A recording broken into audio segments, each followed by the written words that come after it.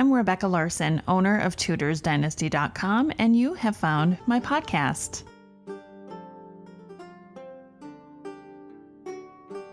I'd like to start with a short apology. When I recorded part 1 of this series on Katheryn Howard, I said it would be 2 parts. But to my surprise, there has been a lot more to cover than was expected. The last podcast covered Katheryn's wedding night through Easter, or the end of March 1541. It was at this point in time that Katheryn began to show favor to Jane Boleyn, Lady Rochford. Around the same time as Margaret Pole's unexpected execution at the end of May 1541, Queen Katheryn was noticeably upset about her relationship with the king. She had heard rumors that he would take back Anne of Cleves and discard her. When Henry VIII heard about his sad wife, he informed her that she was wrong to think such things, that if he were in the position to marry, he would not choose the Lady of Cleves. How reassuring of him, such a kind husband. The reason why Katheryn was uber paranoid about Anne of Cleves at this time was because the rumors that instigated it all were that Anne was pregnant with the king's child. Katheryn had not yet given the king a spare that he had longed for. Only 4 days after the unjust execution of Margaret Pole, the king and queen traveled to Westminster while Greenwich Palace was being cleaned, a task that could take weeks to complete. After Katheryn's return to a clean Greenwich, her cousin Sir Edward Knivet was arrested for shedding blood in the precincts of the courts. The punishment for his misdemeanor was to lose his right hand. It is believed that Katheryn spoke out in favor of sparing her cousin. Knivet had begged to have his left hand removed instead, so he could still yield a sword in the king's army. It turns out that he was fully pardoned not long after, with a warning that if he did this again, there would be no reprieve. The Queen's household went back to their normal activities, which included music and dancing, 2 things Katheryn enjoyed immensely. It was this atmosphere of drinking, dancing, and flirting that would begin to tear apart the Queen's household. Whether it was Margaret Douglas's secret affair with Katherine's nephew, or Dorothy Bray sneaking about with the already married Lord William Parr, Queen Katheryn was not performing her duty as guardian of her ladies' reputations, to the extent that she was expected. It was about this time that Katheryn also began to think about her former flame, Thomas Culpeper. They had had a disagreement on Maundy Thursday and hadn't spoken since. It was at some point after that event that Katheryn decided to forgive Culpeper and once again speak with him. We don't see any evidence of their said relationship until Katheryn sent one of her page boys to bring dinners to a sick Culpeper. This happened several times, and while it wasn't seen as anything wrong, she was towing the line of inappropriateness. Her actions would create her downfall. Everything changed during the summer progress of 1541. The royal couple's itinerary included 27 stops in just 3.5 months on the road, as well as many public appearances. During all this, Katheryn Howard was plotting to be with a man who was not her husband. At the beginning of the progress, the court left London and were headed north, with their first stop in Enfield. A progress in the summer was not uncommon for the court. London was known to be unbearable in the summer. The heat and the smell of the Thames would often chase away the king. The trek to the north would be the first time that King Henry VIII had ever ventured past Boston in Lincolnshire. It took the king 32 years to greet some of his subjects in person. After stops in Enfield and St. Albans, the court rested in Dunstable. It was at Dunstable that Katheryn Howard became the first queen consort of Ireland. As their trip progressed, the king and queen were enjoying themselves. Henry was noted on the 14th of July, quite possibly while they were still in Grafton, to have killed a great stag and 2 fat bucks. Food on their progress must not have been an issue because it is noted that Henry sent them to the Mayor of London as a gift. It was also noted that the Queen was in a good mood by the time they entered Northampton on the 21st of July. This was the first time on their progress that they had arrived to a place where Katheryn had never been. 2 stops later in their progress, while at Loddington, Katheryn gave her chamberer, Margaret Morton, a note that was to be delivered to Jane Boleyn, Lady Rochford. This letter was said to have been missing a seal and was not addressed, so not to know that it was sent by the Queen. When Morton gave the note to Rochford, she was told to relay a message to the Queen that she would have a message for her in the morning. The following morning, Morton went to retrieve the answer from Rochford and was greeted with a warning to tell Her Grace to keep it secret and not lay it abroad. Morton would not forget this strange interaction. The next stop in their journey was at Collyweston. This was a former home of Margaret Beaufort, the king's grandmother, and then Henry Fitzroy, his illegitimate son. While no one had lived there since the death of Fitzroy in the summer of 1536, it was still in great condition. Katheryn's apartments overlooked the garden, and she also had access with a private staircase to her rooms. After Collyweston, the court moved to Grimsthorpe Castle for 3 short days. This castle belonged to the Duke and Duchess of Suffolk. The Duke was there to greet the group when they arrived. As the Queen's chambers finished unpacking for their short stay, Katheryn asked her former bedmate, Catherine Tilney, to fetch Lady Rochford and ask if she had followed through on the Queen's request. Rochford told Tilney that she would bring word herself when it had arrived. This is another strange interaction that would not be forgotten. Apparently, the Queen and Lady Rochford had been discussing Culpeper throughout the lengthy progress. Rochford had also mentioned to Katheryn that another Privy Chamber gentleman, Thomas Piston, had showed interest in the Queen as well. Katheryn was not interested in Piston, but at this point she could not keep her mind off of Thomas Culpeper. On the 7th or 8th of August, the royal party left Grimsthorpe and traveled to the small market town of Sleaford. The manor house in Sleaford, where they stopped briefly, had previously been owned by Lord Hussey, who was beheaded after supporting the Pilgrimage of Grace. The following morning, they were on the move again. Roughly 10 miles outside of Lincoln, while the royal cortege ate, messengers were sent to Lincoln to inform those in charge that the king and queen were nearly there. Their entrance into Lincoln must have been something that Katheryn had never experienced before. As they rode toward the city wall, Katheryn could see a group of men in red robes. As she approached, also wearing red, the men bowed to their new queen. In a tent that had been erected nearby, the royal couple changed out of their riding clothes to those that they would wear as they rode through the city. Henry changed into an outfit made of cloth of gold, and Katheryn wore a silver dress. Throughout the progress, Katheryn carried out her public duties perfectly. Accounts of the tours written later referred to her as Henry's fair and beloved queen. Katheryn was a flawlessly behaved consort, content to dazzle as a supporting player.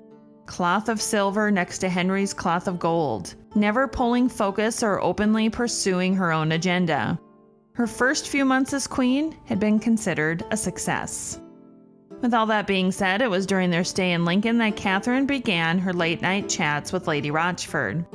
Both Catherine Tilney and Margaret Morton, 2 ladies who had already been suspicious, were charged with escorting the Queen to Rochford's room. When they arrived at the door, the Queen dismissed her 2 ladies.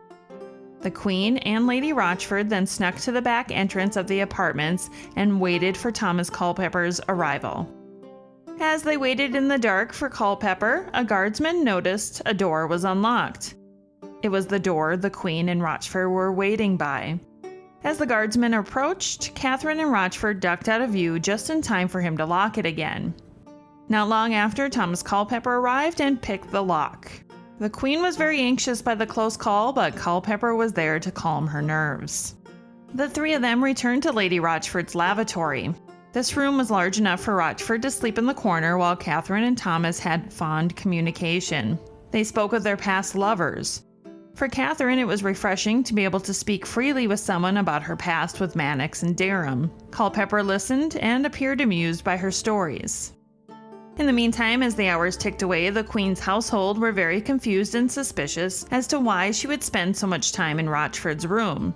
Margaret Morton, who was already suspicious, checked to see if the Queen was back. When she returned, Catherine Tilney asked, "Jesus, is not the Queen abed yet?" At which Morton replied, "Yes, even now," and went to bed. The Queen and Culpeper talked for hours. They finally went their separate ways at around 2 or 3 in the morning. The following morning, Katheryn must have been tired, but she still had time to show her generosity while in Lincoln. Katheryn had heard the story of one Helen Page, a local spinster who had been condemned for several minor felonies. While we do not know what Page's sentence was, we do know that the Queen felt moved enough by the story to ask the king to pardon her, which he did. That evening, Katheryn, who was accompanied by Catherine Tilney this time, arrived at Lady Rochford's room. This time, she asked Tilney to wait outside. This was the night that Katheryn Howard, the Queen, wife of Henry VIII, told Thomas Culpeper that she loved him. He reciprocated her feelings by saying he felt bound to her because he did love her again above all other creatures. As Culpeper left, he kissed Katheryn on the hand because he could not allow himself to go further. A day or two later, the court moved on to Gainsborough, which was 18 miles from Lincoln. It's unclear where Katheryn and her household stayed during this visit, but author Gareth Russell believes it could have been Gainsborough Old Hall, the home of the old Lord Burr. Local legend says that the king and his queen slept in the upper bedchamber of Gainsborough Old Hall's tower. While it's likely that the queen stayed there, it is highly unlikely that the royal couple shared a room. After spending a few days in Gainsborough, they were off to Scrooby and then Hatfield. It was at Hatfield that Katheryn's lady, Margaret Morton, later stated that she saw Katheryn look out of her chamber window onto Master Culpeper after such short that I thought there was love between them. Morton did not report anything, but instead made yet another mental note of the Queen's behavior. The court stayed at Hatfield for roughly 5 days before moving on to Pontefract Castle, which would be their longest stop in the progress. By this time, it was nearing the end of August, and the royal couple had been on progress since the end of June. It was noted that the Queen, at this point, was not adjusting well to all the traveling. I'm certain she'd never experienced anything like it in her lifetime. It was said that she was tired and jumpy. Whether it was her tiredness or the thought of seeing Culpeper that had her jumpy, she was shouting orders at her servants and upsetting them. She wasn't acting herself. At one point at Pontefract, the Queen yelled at Margaret Morton and Maud Lufkin after suspecting that they were spying on her. It probably didn't help Katheryn's nerves either when Francis Derham showed up unannounced on the 25th of August. It seems that whatever promises were made by the Queen, Dowager Duchess, Countess of Bridgewater, William Howard and his wife Margaret at the beginning of her reign, to Derham had not been delivered. Derham had an argument with the Dowager Duchess about it, after which she supposedly threw him out. We don't know that for certain, but what we do know is that he demanded a place in Katheryn's household. Katheryn had to think on her toes.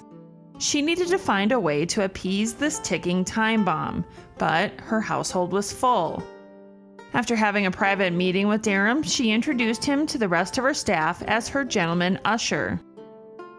Being the thorn in her side that he was, Derham continued with the boasting and bad manners, something that would haunt them all later and cost Derham his life. During their long stay at Pontefract, Thomas Culpeper spent an increasing amount of time together with Katheryn in her rooms until he had to leave to undress the king at night, at which he would, some nights, return. A new habit formed for the Queen while at Pontefract Castle. She began to lock her doors to her bedroom at night, only giving access to Lady Rochford. Maud Lufkin got into trouble with the Queen again when she attempted to enter the Queen's bedroom one night. She either forgot the door was locked or was suspicious of the Queen's behavior. Katheryn was so upset with her that she threatened to remove both Lufkin and Morton. It wasn't only Maud Lufkin who tried to get into the Queen's rooms, but also a servant to the king. He had a message for Katheryn from Henry. The servant found the door locked and left. He hadn't thought twice about it until later. The love triangle of Henry, Katheryn, and Culpeper was briefly separated when the king left to inspect the northern port of Hull in early to mid-September.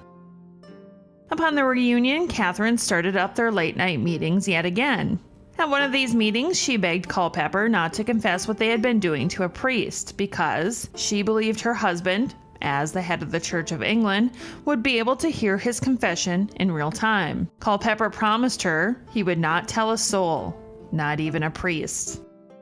After the long progress, Katheryn returned to Hampton Court Palace on the 28th of October, 1541. In only a couple days, her world would begin to change. The Queen continued to take risks in order to see Thomas Culpeper after arriving back at Hampton Court. This shows the infatuation Katheryn had with her beau, but before too long, she would never see him again. Thomas Cranmer, Archbishop of Canterbury's official London residence had become Lambeth Palace. It was there that he accepted the audience of a man called John Lascelles. What came from this conversation was not what Cranmer expected. Lascelles came with the news that he had heard from his sister Mary Lascelles, now Mary Hall, about Queen Catherine's behavior. Hall was once a servant of the Dowager Duchess of Norfolk and lived in the same household with Queen Catherine when she was a ward there. John Lascelles stated that he had recently encouraged his younger sister to petition for a position in the Queen's household. But Mary Hall said that she would not feel comfortable having a mistress whose morals were lacking and who was light both in living and conditions.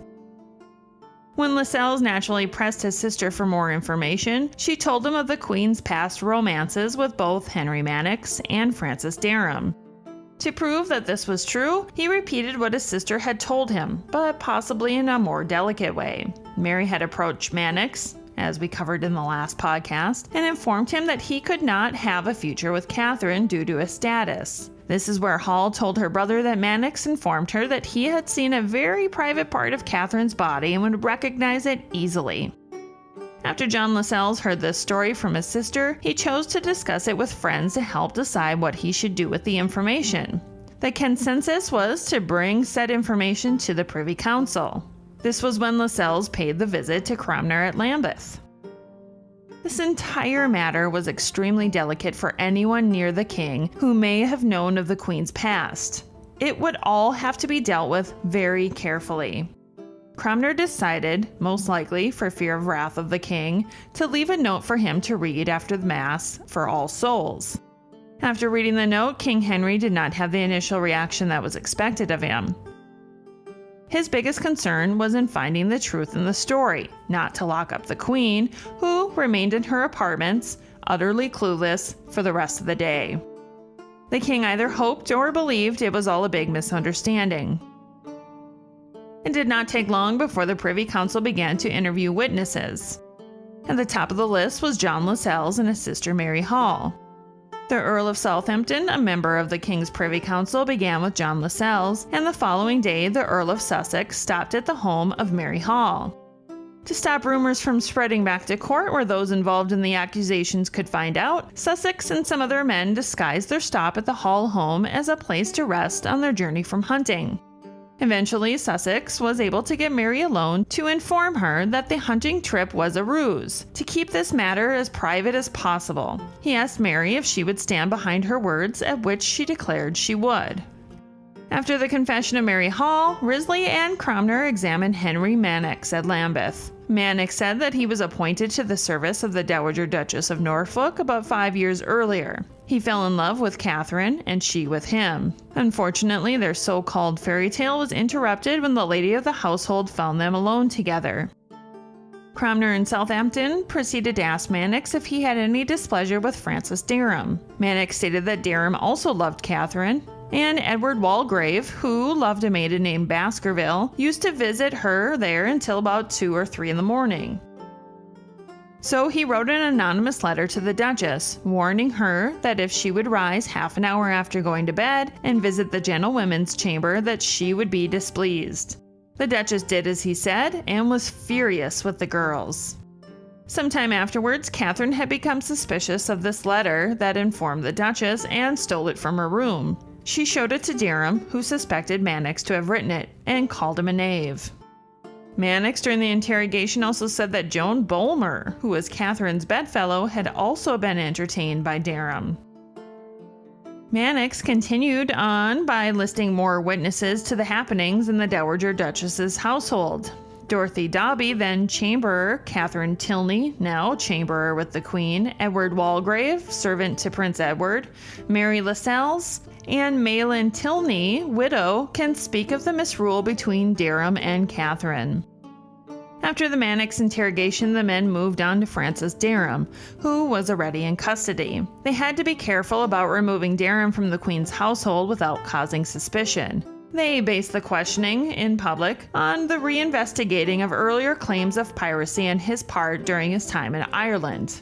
They began by asking him what had sent him to Ireland in the first place and what made him return. The men were already aware that his position in the Queen's household was under suspicious circumstances. Francis told the men that he had been invited to the Queen's chambers, was given gifts, and was told to take heed what words you speak. Derham also confessed to have known Katheryn carnally many times during their time at the Dowager Duchess's home. He went so far to recall a time that he was in his doublet and hose between the sheets with Katheryn, and there were witnesses to their lovemaking.